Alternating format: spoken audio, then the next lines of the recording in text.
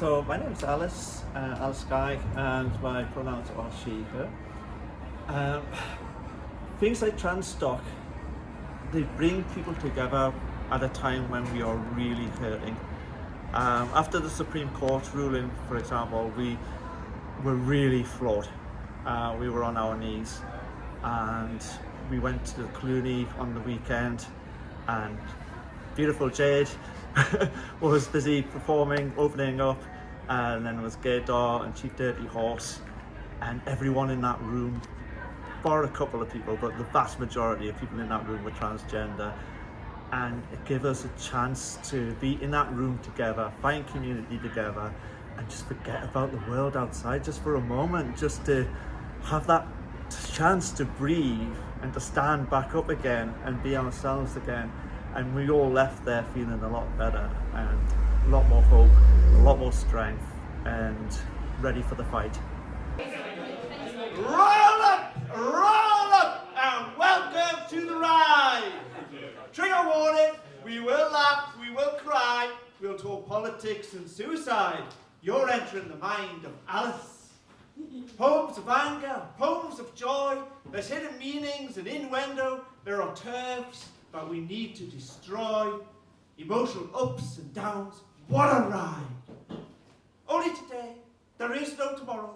Fasten your seatbelts and prepare yourselves for tears of joy, for tears of sorrow. Hold tight. Have your tissues at the ready. Roll up, there's no time for sadness. Buckle up, folks, and enter my madness.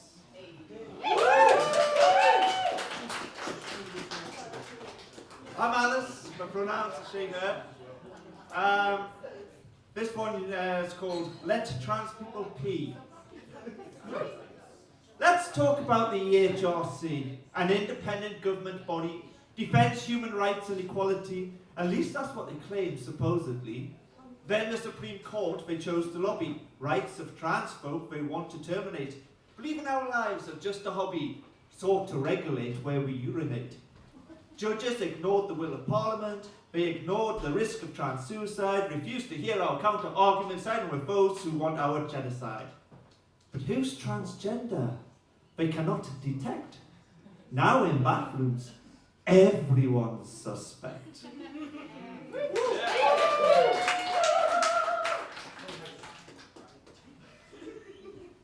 But I was a girl I've always known. But they called me a boy and not a lass. Like an episode of The Twilight Zone, my pain reflected in the looking glass. At the age of 6 on a Blackpool street, my father taught me to walk like a man. He said it's how I position my feet, lead with my shoulders, increase my leg span.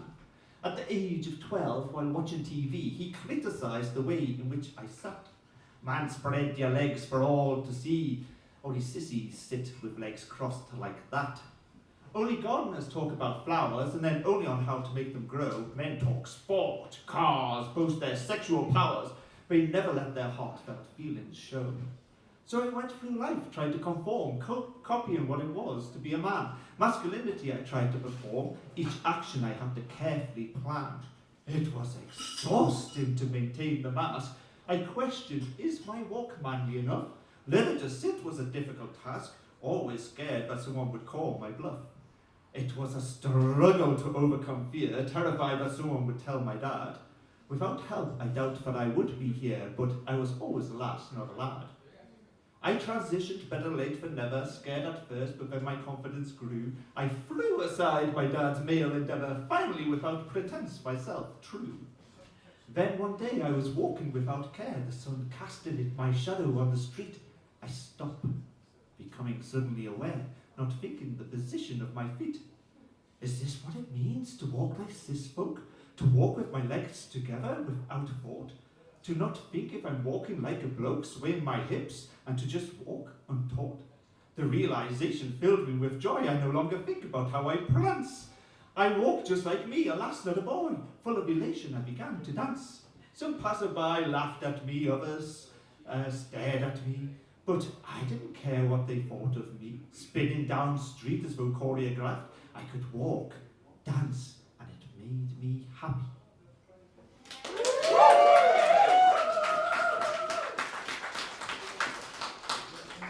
This one, unfortunately, is a little bit of a long one, but it's a really important one. It's the longest poem I've ever written. It's also the most important one. And it needs to be said tonight. So this is probably the only time I'm ever going to say this poem. Obviously you could read it if I ever get published, but it's called Gender Critical. They call them feminists, the irony lost, the concoction of Catholicism, to attack gender studies at school and reverse advancements in feminism.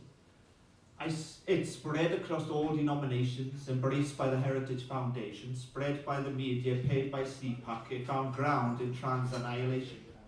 Deflecting female disenfranchisement, claiming it's not the patriarchy, and pointing the finger at trans women, saying, "We'll protect you from the tranny." And just like that, they fell for Goebbels' con. Accuse your enemy of your own sins. Overnight, countless anti-trans groups form. In earnest, the transphobia begins. They dominate social media threads, spread hate and disinformation, exaggerated misdemeanors, inventing truth from false allegation, falsifying claims that trans women will rape lesbians due to their testosterone, and in the same breath claim that all trans girls will grow to be gay men if left alone. Despite being at the forefront of gay rights, being trans is homophobic, they lie. Claim surgery is just male castration, trans women are predators, they imply. When challenged, cry about freedom of speech in newspapers broadcast over the airs. Claim they've been silenced, cancel culture, but the only voice heard is always theirs. Demonising anyone who fights back, they bully with pylon mentality, using AI bots, encouraging trolls, tagging a press void of morality. Character assassination of all who dare to defend transhumanity. Non-stop they harass them relentlessly until they are forced offline permanently. Recruiting politicians looking for scapegoats to distract from the country's plight. They corrupt the institutions that seek to uphold and protect our human right. On the streets, they ask men who look violent to enter women's restrooms with their plans, to protect their wives and unborn daughters from anyone they perceive to be trans. All trans women found in parkruns online, they ask the public to report. Doesn't matter if non-competitive, the trans witch hunt takes aim at grassroots sport. Using pseudo-science and focusing on advantages of cisgender men without any actual evidence, they use Sport England to ban trans women. In Melbourne, they welcome neo-Nazis, they platform the Proud Boys in Miami, confess it's a gateway to fascism, quote Hitler's Mein Kampf to their devotee. They disbelieve that trans people exist, they deny the Holocaust to trans lives, believe that we can simply desist, stop their healthcare so that no trans survives. They legally protect transphobia paid by Christian nationalism, despite their evidence the judge ruled it's not akin to Nazism. Turning their gaze to transgender children, the Cass report takes aim at their welfare, undermining the Gillick principle, they successfully ban children's healthcare. A gender-critical president, misogynistic and accused rapist, he passes laws to restrict trans people, a nonce likely found on the Epstein list. Banning people from transitioning, trans people he seeks to eliminate, despite preying on women and children, sex matters, with praise called to emulate. Funded by a billionaire author, a court case sought to remove equality, defining transgender women as male and supported by the EHRC. Releasing hateful guidance but ignored public sector equality duty, they banned trans people from toilets at work, seeking to prevent them having a pee. After the kids, they go for the adults, NHS centres they hope to suspend. Their aim to prevent all transitioning, all transgenderism they hope to end. Their final solution is to promote detransition conversion therapy. No gender-affirming healthcare, forcing transgender torment without HRT. And without employment, those who refuse to go back in the closet will die. In a gender dysphoric suicide, transgender genocide, they'll deny. But gender critical is not just about a simplified belief in sex binary. Return women to their biblical roles, their submission to the patriarchy. To avoid being confused by trans people, it is required of everyone to conform, following strict gender definitions according to the patriarchal norm. Now, if you do not look like a woman, then a billionaire author insists your photo be uploaded to be shamed until gender non-compliance desists. Women defined by their capacity to become pregnant with a man's baby, no morning after pill or abortion, the loss of bodily autonomy. It's always about controlling women. Gender critical never lost its edge. Defending patriarchal structure, transgender issues are merely the wedge.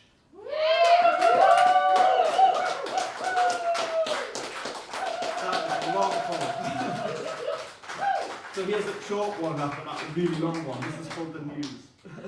The sun fails to shine, the mirror's reflection is distorted, the telegraph lines are down, and the mail remains undelivered. The Guardian has failed to protect, the Express is slow to a halt, the news is no longer independent, transphobic propaganda of the times. I wrote this next one for Halloween and I wasn't going to include it tonight, and I thought, no, maybe I should include it. So this is Alice Through the Looking Glass. The darkness crept into my room unseen, I oblivious that the sun had set. My gaze was glued to the computer screen when from eye's corner my reflection met. The sense of creeping dread held me in thrall. A shiver of despair runs up my spine. Hair stood on end, my flesh starts to crawl, disconnected from this body of mine. I faced my own spectre in the mirror, my apparition staring back at me like a shadow, but in technicolor suddenly it smiled, and I turned to flee. But through the door I could not pass, for I was stuck behind the looking glass. Anyone who's experienced gender dysphoria in the mirror, that's for you. This is one which will hit hard for quite a few people. It's called Purgatory on the NHS. 7 years I suffered as time stood still, and I gave up hope of ever being seen. My life stalled, I was trapped in the in-between. A world that sees me as mentally ill, causing all my struggles to be uphill, as though deliberately being mean, it's my humanity they contravene. Gatekeeping healthcare, deny my free will. Then they see me from out of the blue, listening ear, a chance to have my say, an opportunity even if late, making promises of what they can do, but fail to deliver, causing delay. Am I damned to eternal wait?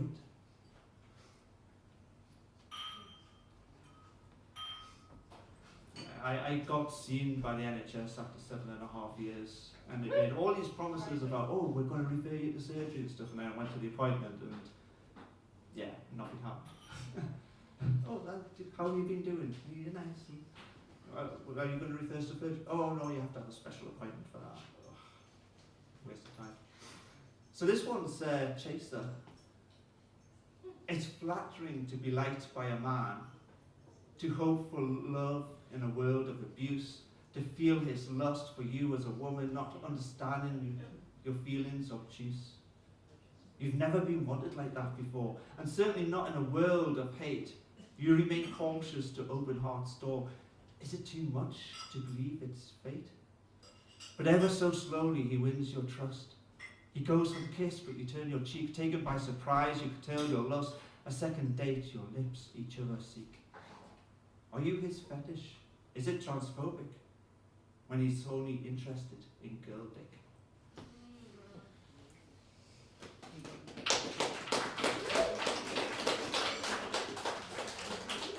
This is Countdown to Extinction. If you pay attention, the first line's 10 words, the next line's 9 words, and so on until you get to one word. They want us to worry, they don't want us here. They want us scared, they want us to fear. It's about power, control, and earning their fee. Far-right puppets, their pronouns are me. Want us dead, deny our sex. But when we are gone, who will be next? The people hoodwinked and transgender extinct.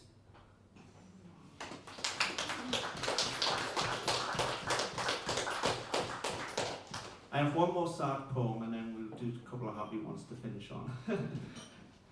So this is T-Door. I actually only wrote this week, and it's dedicated to all of the transgender children who have died by suicide because of bullying at school and denial of healthcare. So T-Door. Outside, the people gather in the rain, flags dripping in the wet, blue, pink and white. finding solidarity in our pain, our umbrellas colourless in the night. And after the speeches, we read each name, those who were slaughtered in transphobic rage. Holding a candle, sheltering the flame, we remember those who died and their age. Every year, more added to the list, we are framed as humanity's reject. When all that we do is to try and exist, politicians and laws fail to protect. Count not children who died by suicide, those bullied at school and healthcare denied.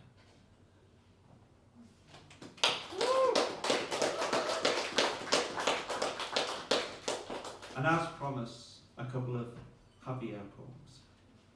Wait, happy? Is that the right word? Fun poems, that's probably the better word. So this is British Idiot. I don't want to be a British idiot, voting for Nigel and blaming the immigrant, deluded that we can be a billionaire, arguing to remove NHS healthcare. Well, maybe I'm the tranny Great Britain, but you're the one who's fucking insane, clapping your hands to transgender suicide, supporting Israel's Palestinian genocide. I don't want to be a British idiot, voting for a far-right politician, support from the Heritage Foundation. They're the true foreign threat to our mighty nation. Welcome to Turf Island with reform, where you can be a racist, it's the norm, and on every lamppost hangs an English flag. Worshipping fascists, you can be transphobic, love Tommy Robinson, he's a dick. Murdoch controls them and you.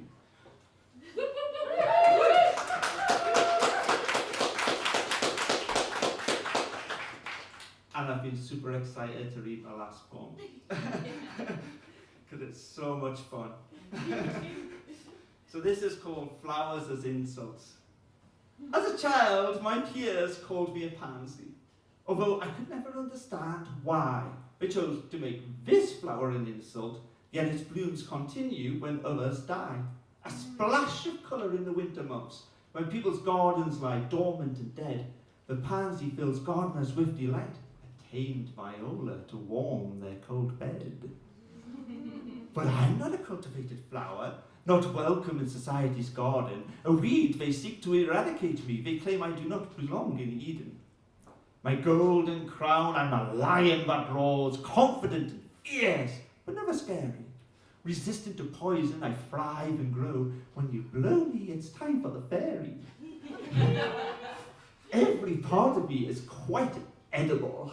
Not easy, but you could swallow my seed, suck on my roots and nibble my foliage, or deflower me to brighten your feed. Milky sap once oozed from my erect stem, before the lawnmower's blade removed my plume. For I am the wildest dandelion, I outshine them all when allowed to bloom.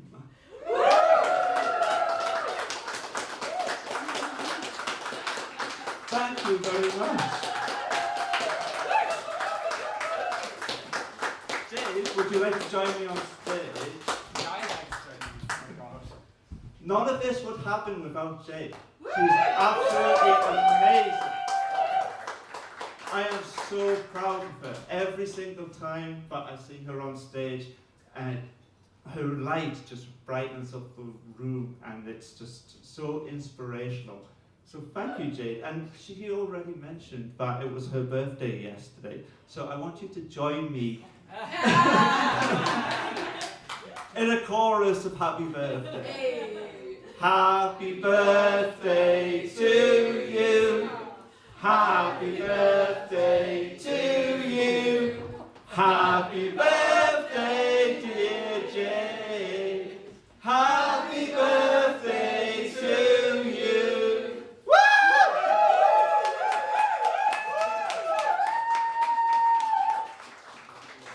Thank you very much. Oh my god. Like, I told my friend Stuart last night, like, well, a couple of days ago, I was like, no pressure, but you're probably the only presents I'm gonna get. Thank you. Is it vegan? Yes. Sorry. Yes.